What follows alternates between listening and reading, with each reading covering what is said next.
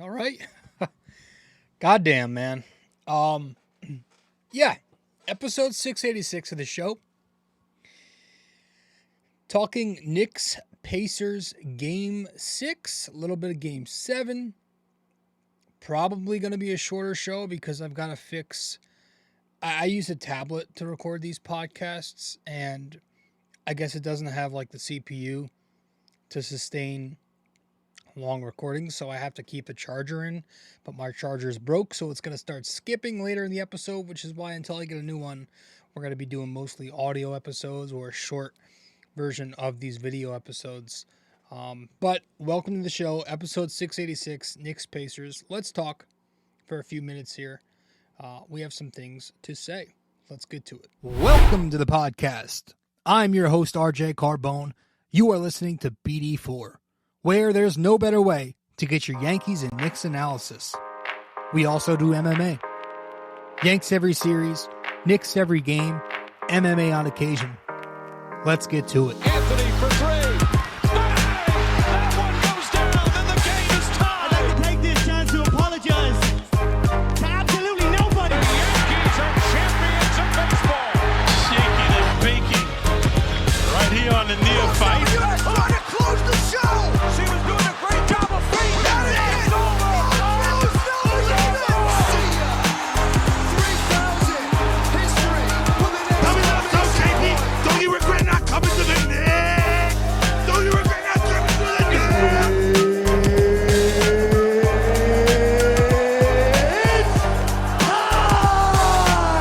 Game over. World Series over. Yankees win. The Yankees win. All right. Let's talk Knicks.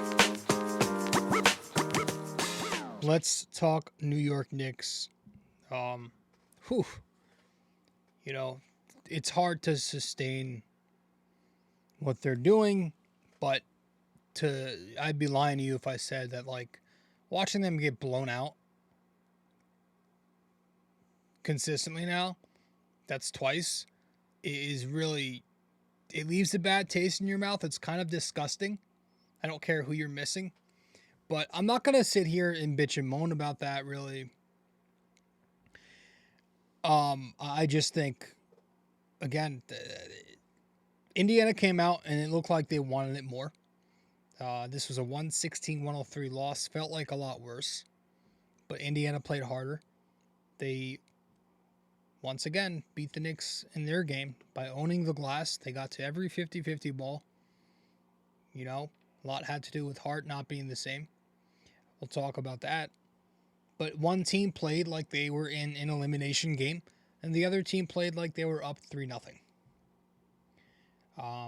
I didn't like a lot of the things I saw from the Knicks. I didn't like their defense, whether it was their transition defense. I thought that was abysmal. It may have started out fine, but it got worse and worse.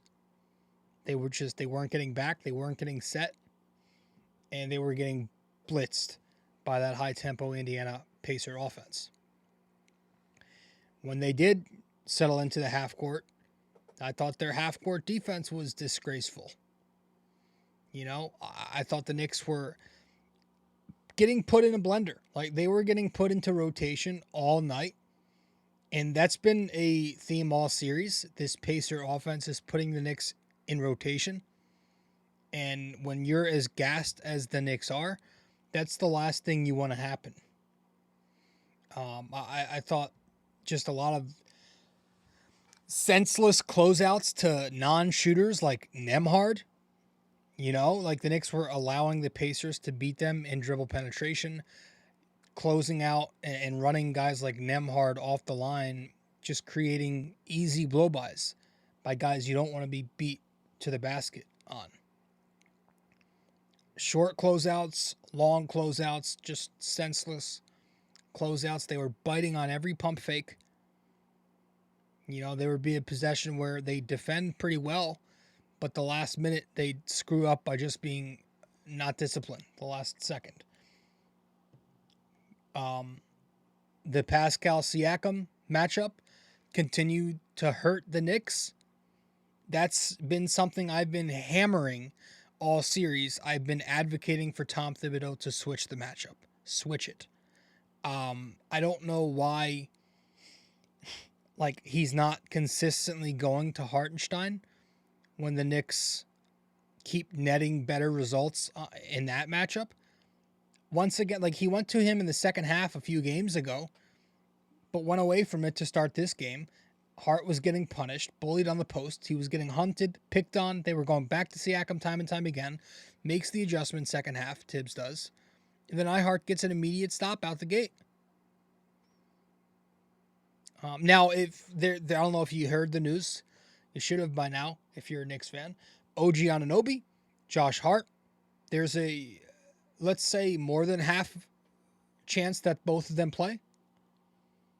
More than 50% chance that they're both playing tomorrow. So if they play, that's obviously a different story when we're talking about matchups. There's no world where I think that one of them plays and the other doesn't. I think it's either going to be both or none. And I really, quite frankly, don't think it's going to be none. I think you're going to see them. What I think happened is we know OG Anunoby has a reputation of being pretty soft and not, being man enough to play through some injuries. Might hurt your feelings too fucking bad. It's a reputation he's developed. I do think maybe OG, because the Hart news came out first today, saying he's going to try to give it a go. Maybe Anunoby heard that, and he's like, all right, well, now I have to give it a go. And now I think you're going to see both attempt to play, and if they both attempt to play, that means Anunoby will probably be on Siakam. And then when Anunoby's not on the floor, I would like for that matchup to be Precious Achiuwa. I just don't love the Hart matchup on him. The pick and roll defense was pathetic. I mean, you saw the size disadvantage when Hart was on Siakam on those short pick and rolls, and the Knicks just not playing good defense, going under the screen when they don't need to, going over the screen when they don't need to. Why are you going over for a Siakam action? Why are you going over for a Nembhard action? Why are you going under on a Halliburton action? But if they run Precious on Siakam in those non-OG minutes, it probably means that Precious and Ihart are going to, that you're going to see those dual post lineups. Precious at the 4 and Hartenstein at the 5.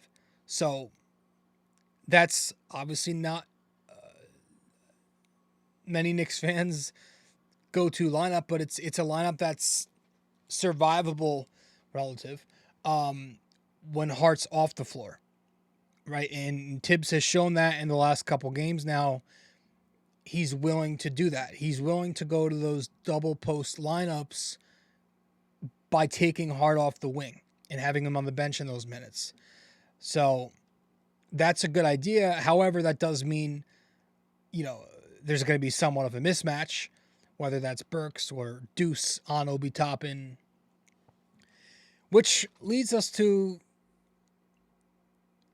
the starting lineup. You could still play size versus spacing here. If they both play, is there a chance where not both of them start? Especially Josh Hart. I think there's a good chance that it's still Deuce McBride. It's going to be Deuce over Hart. I mean, Hart's got an abdominal strain. That's incredibly difficult to play through. You saw how ineffective he was last night. So I don't know how effective Hart's going to be tomorrow. It's an afternoon game, so it's even shorter rest. Is he going to be quick enough to defend at the point of attack? Is he going to be physical enough on the glass? Is he going to have enough athleticism to attack the lanes coast to coast? To be able to send effective help? Because Josh Hart's game is based on that 110% give it my all type of style. And so if he doesn't have that, how effective can he really be? Right? His game is his hustle, not really talent. It's his hustle. That's why he's been so effective.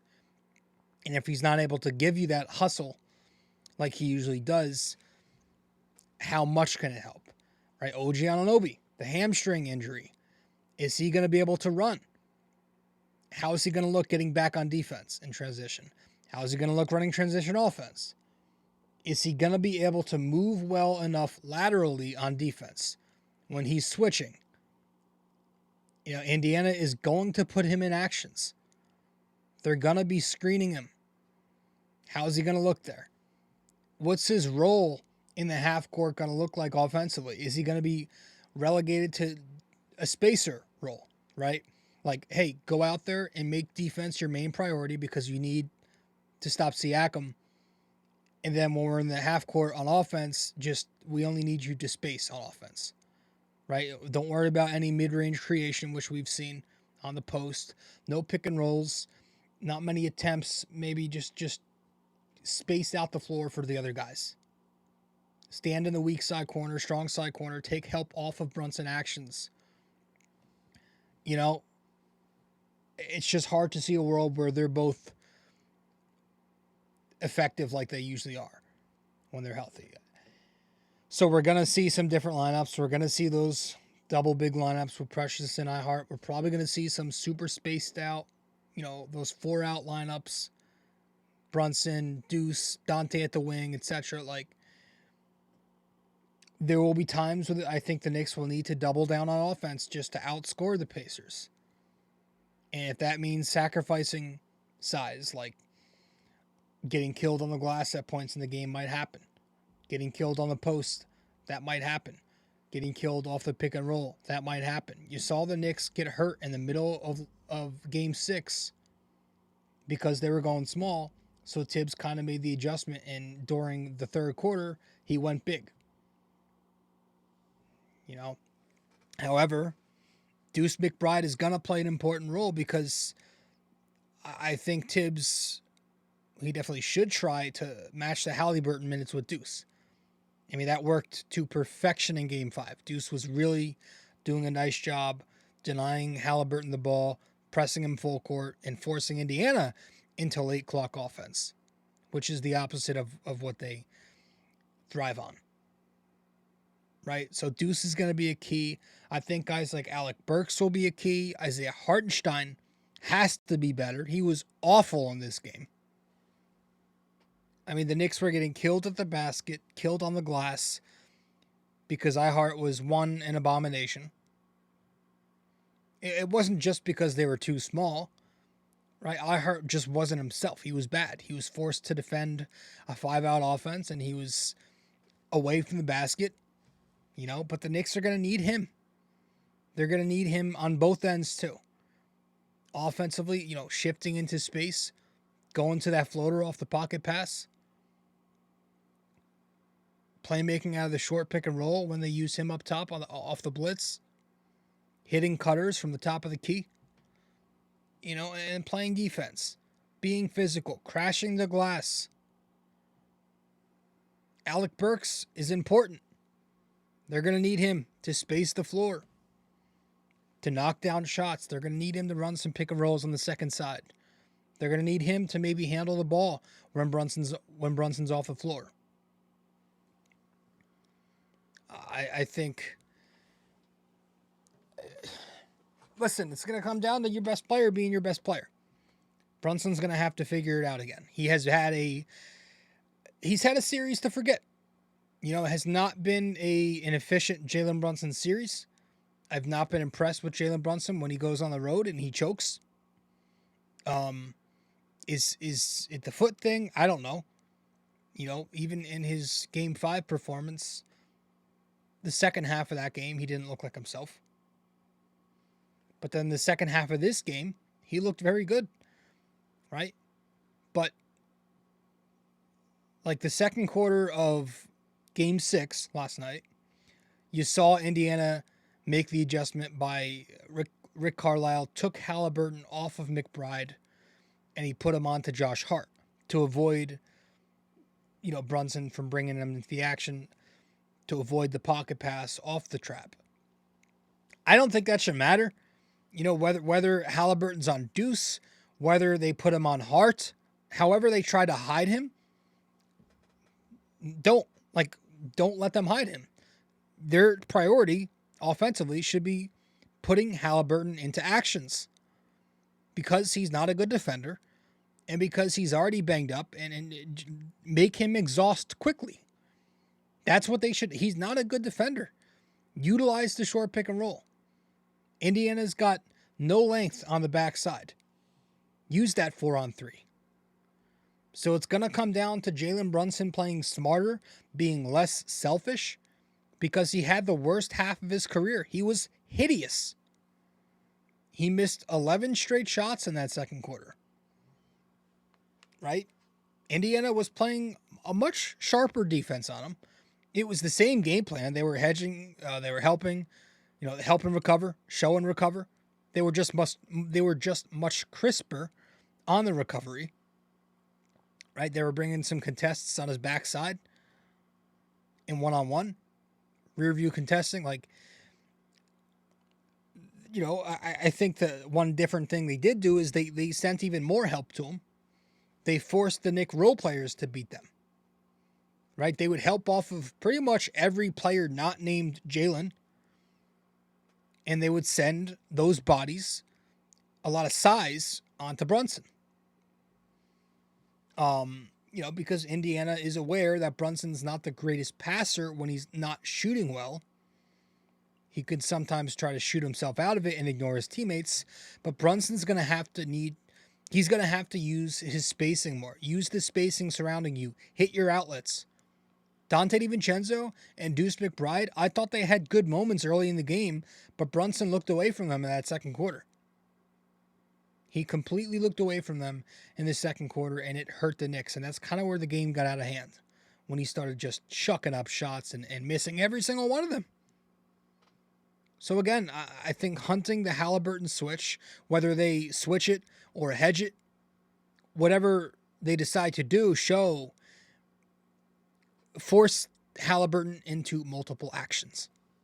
That's going to be key, So maybe it's an optimistic sign that Brunson was better in the second half, the third quarter. Regardless, that's what his priority should be. Get Halliburton up here. Beating the press is important. That's on my notes here. Indiana was sending full court pressure on the Knicks in Game 6. A lot of it was with Obi Toppin in the backcourt, but the Knicks, for some reason, didn't choose to punish it. They were just letting it happen and just getting up the floor late into late clock offense. You can't let that happen. If they're bringing size to the backcourt to full court pressure you got to force the 5-on-4. You have got to force them into rotation before they're set. That's a really bad defensive team you're playing against. Like a really bad defensive team. Expose that. So that's going to be important in Game 7. And this is where we are. We're in Game 7 now. A lot of Knicks fans after that Sixers series were, this is going to be such an easier series. We had the hardest series out of the way. Well, more bodies can always go down, as they did. And now you're forced into a Game 7 against a team I just don't respect. I don't have much respect for this Pacers team. I think they're a weak playoff opponent. I think their home arena is very quiet for a supposed basketball city. I don't know where they were. I don't know. What do Hicks do? Hick things? But I don't respect the Pacers. I don't think they're a good basketball team, which makes all of this so unfortunate that it's all happening to the Knicks at the worst possible time. So whatever happens, I'm at peace. The Knicks they're playing with house money. They're absolutely playing with house money at this point. You could try to play the fake tough guy role and be this tough guy critic, Like, oh, no excuses. But like, no, like facts are facts at the end of the day. And expectations weigh more than your opinion. And the fact is, the Knicks are with an injured rotation. They are, like, 5 of the Knicks' 6 highest paid players are currently injured. That's a fact. You can't do anything about that fact. It's the truth. You know? So I want the Knicks to put Indiana into the dirt tomorrow, bury them 6 feet under, step on their throats, twist your foot, spit on them, laugh, walk away into racist Boston with house money. That's what I would love. Right? They're going to have to do everything they possibly can.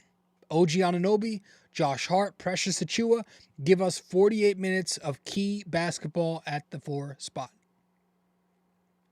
Lock down Siakam. Deuce McBride, lock down Halliburton. But I can continue to sit here and talk and yap and talk about what they should do, what the adjustments should be, yap. At the end of the day, just like Philly, Nick Nurse said, nothing matters.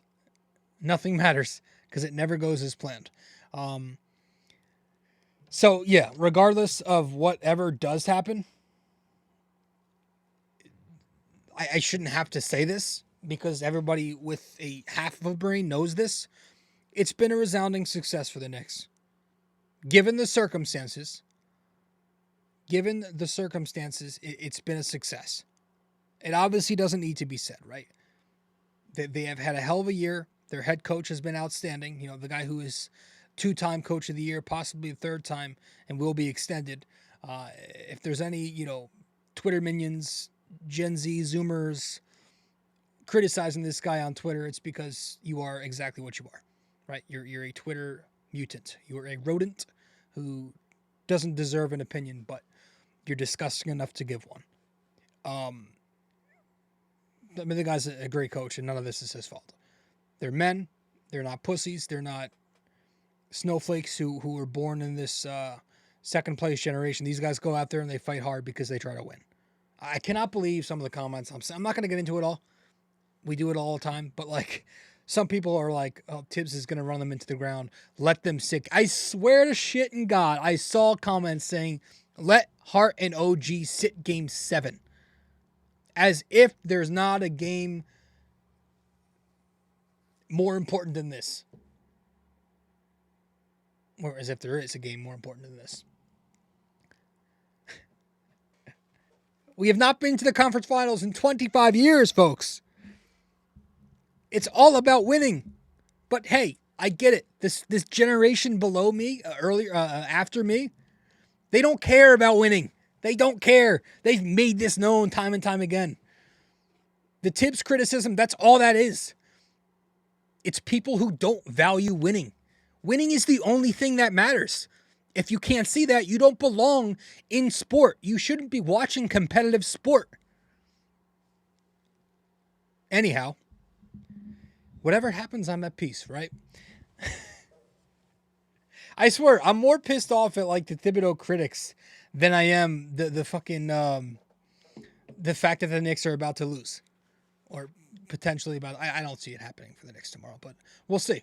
Whatever happens, hell of a season for the Knicks. I respect the shit out of them, and whoever wins this series is going to get trounced in the next round by those Rednecks. So I think that's it. We'll head to our final break here, and then we'll wrap it up with our trivia. That's all I have to add. Stay with us. We'll be right back. Hey there. Thanks for listening in so far. If you enjoy this episode, please give us a 5-star rating and review on Apple Podcasts. And if you're on YouTube, don't forget to like, comment, and subscribe. Thanks so much.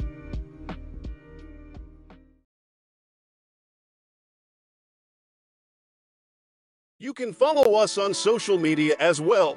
On Instagram, we're at BD4Pod and at Rob J. Carbone. On X, we're at BD4Pod and at RJCBD4. And on Facebook, we're BD4.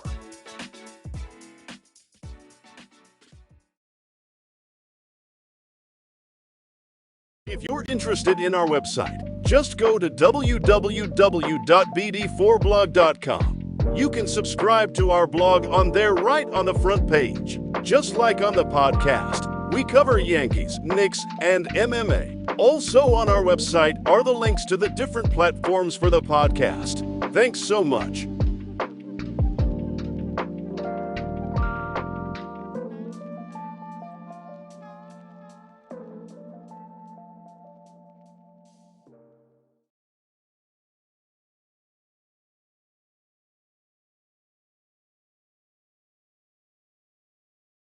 Studio 69 Productions is a podcast production agency created by Leo Rodriguez to allow content creators to market their podcast.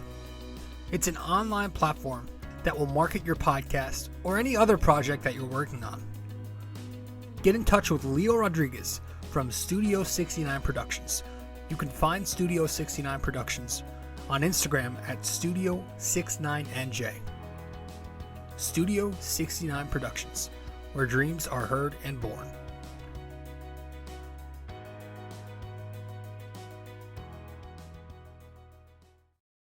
Thanks for listening to BD4, where there is no better way to get your Yankees and Knicks analysis. We also do MMA, Yanks every series, Knicks every game, and MMA on occasion.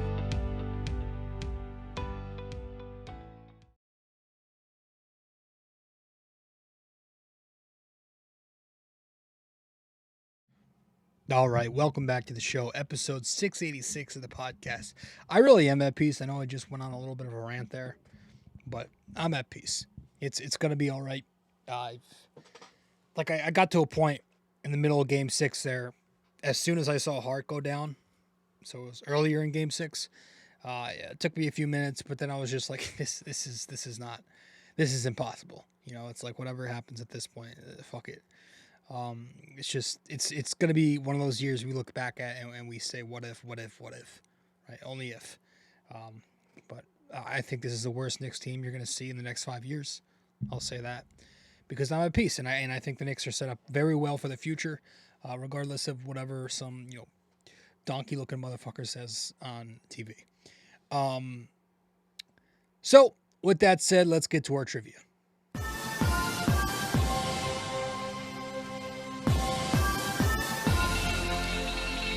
That's the wrong soundtrack. That's the Yankee Stadium soundtrack. I forgot to switch it. Hold on. Let me see if I can still fix it. Hold on.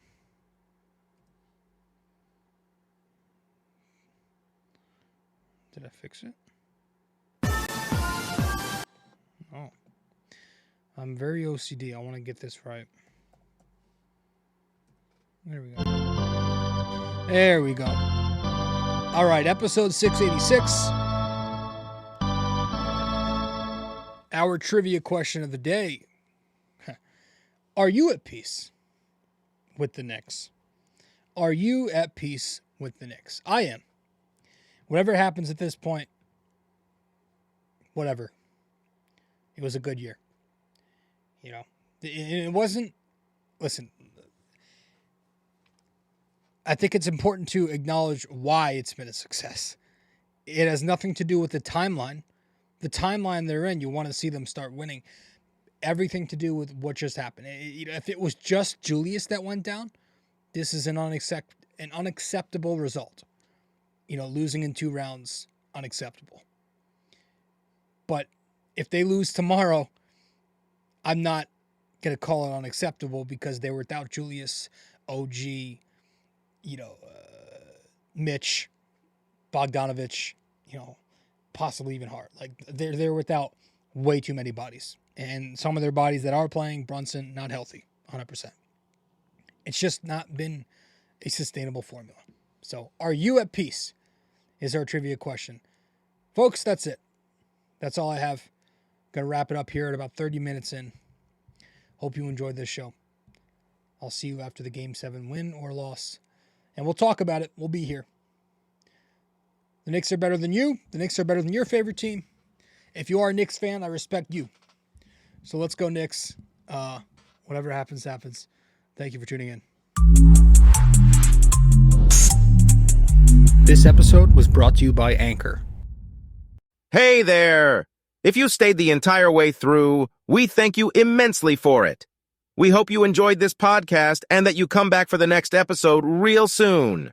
Don't forget to like, subscribe, comment, download these episodes, and share them with your friends as well.